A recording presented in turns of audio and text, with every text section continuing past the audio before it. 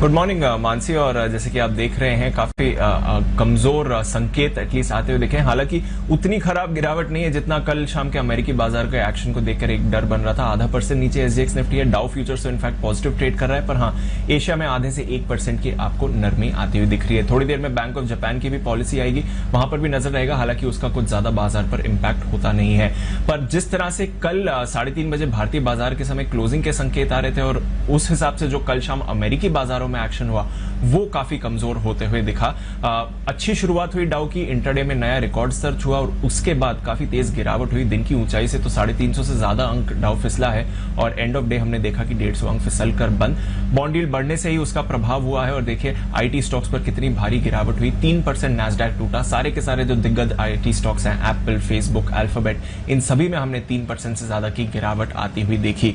जो अमेरिकी bond yield है उसने इंटरडे में 1.75 का स्तर छुआ है, तो ये एक काफी बड़ा लेवल है। अभी तक 165 के आसपास ट्रेड हो रहा था, अब 1.7 के ऊपर गई है, तो यहां से भी थोड़ा बाजार में रोटेशन बढ़ते हुए दिखा।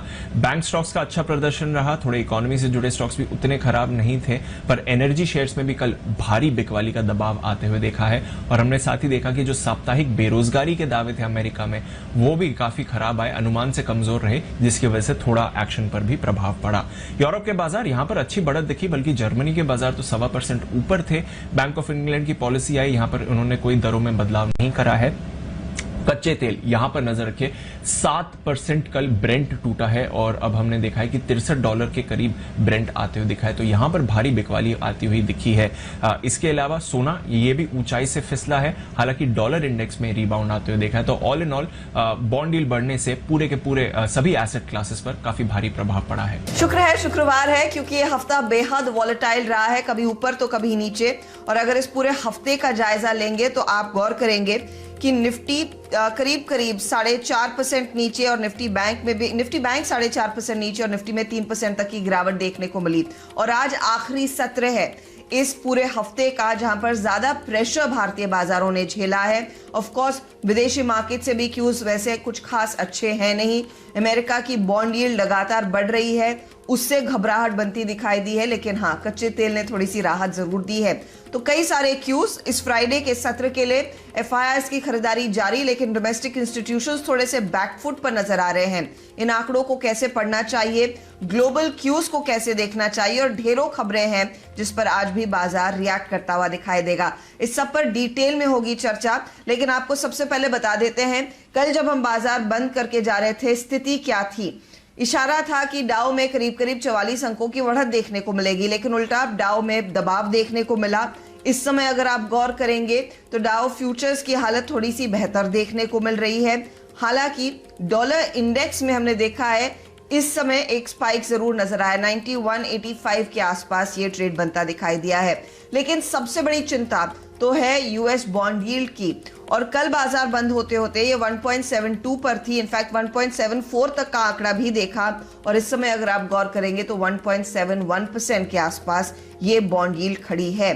ब्रेंट ने थोड़ी सी राहत दी है, $67 से फिसलकर $63 पर आया, और ये हमारे लिए एक बहुत बड़ी राहत की सांस है।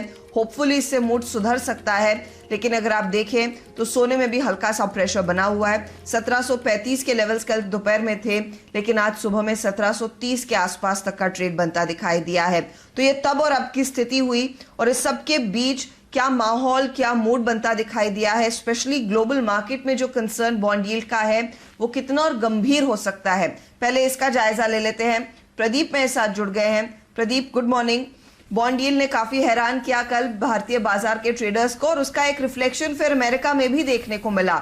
स्थिति क्या और बिगड़ सकती है इक्विटी के लिए?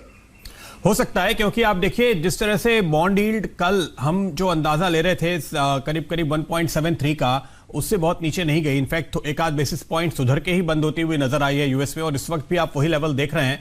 लेकिन यूएस मार्केट जिस तरह से पैनिक दिखा रहे हैं, कुछ एक सिग्नल है जो आपको परेशान करेंगे। पहला सिग्नल यह है कि आप अक्रॉस एसेट क्लासेस बिकवाली का माहौल देख रहे हैं। केवल इक्विटी में गिरावट नहीं आई है, काफी तेज गिरावट आपने क्रूड में भी आते हुए देखी है।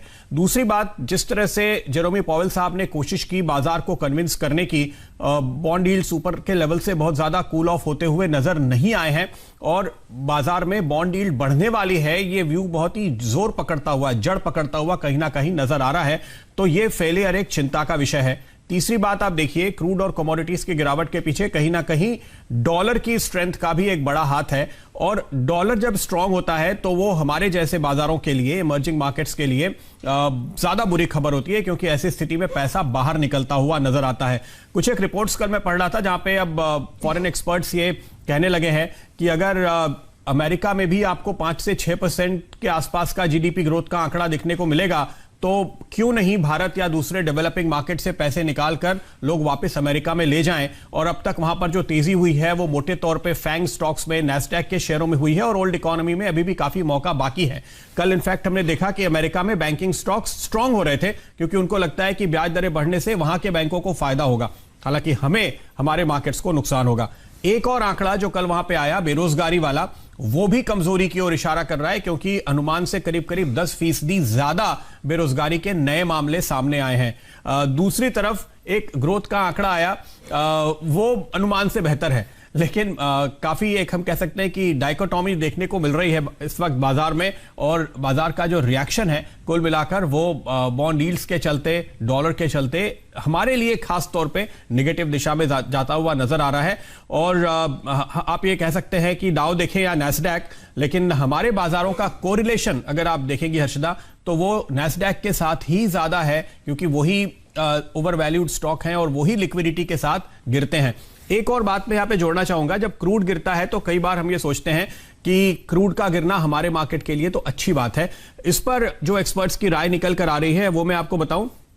एक्सपर्ट्स का यह कहना है कि अगर क्रूड की गिरावट धीरे धीरे होती है तो वो हमारे बाजारों के लिए अच्छी है, लेकिन अगर जोर से गिरता है क्रूड या कोई भी एसेट क्लास, कमोडिटीज में जोर से गिरावट आती है, इवन कल आपने सुना होगा मार्क मोबियस साहब एक जगह कह रहे थे कि अगर बिटकॉइन में भी तेजी से क्रैश होता है तो वो भी ग्लोबल इक्विटी मार्केट्स के लिए दरअसल बुरी बात है, क्योंकि वही ट्रेडर जो हर जगह पोजीशन लेते हैं, जब उनको एक जगह मार्क टू मार्केट लॉस आता है तो वो दूसरी जगह भी फिर अपनी जो मुनाफा है उसको लिक्विडेट करने की कोशिश करते हैं। तो हर्षदा, आज सुबह सारे जो ग्लोबल संकेत हैं वो सब लाल बत्ती जला रहे हैं, रेड लाइट, रेड सिग्नल देखने को मिल रहा है। एक्सपर्ट्स का यह कहना है कि अगर क्रूड की गिरावट धीरे धीरे होती है तो वो हमारे बाजारों के लिए अच्छी है, लेकिन अगर जोर से गिरता है क्रूड या कोई भी एसेट क्लास, कमोडिटीज में जोर से गिरावट आती है, इवन कल आपने सुना होगा मार्क मोबियस साहब एक जगह कह रहे थे कि अगर बिटकॉइन में भी तेजी से क्रैश होता है तो वो भी ग्लोबल इक्विटी मार्केट्स के लिए दरअसल बुरी बात है, क्योंकि वही ट्रेडर जो हर जगह पोजीशन लेते हैं, जब उनको एक जगह मार्क टू मार्केट लॉस आता है तो वो दूसरी जगह भी फिर अपनी जो मुनाफा है उसको लिक्विडेट करने की कोशिश करते हैं। तो हर्षदा, आज सुबह सारे जो ग्लोबल संकेत हैं वो सब लाल बत्ती जला रहे हैं, रेड लाइट, रेड सिग्नल देखने को मिल रहा है।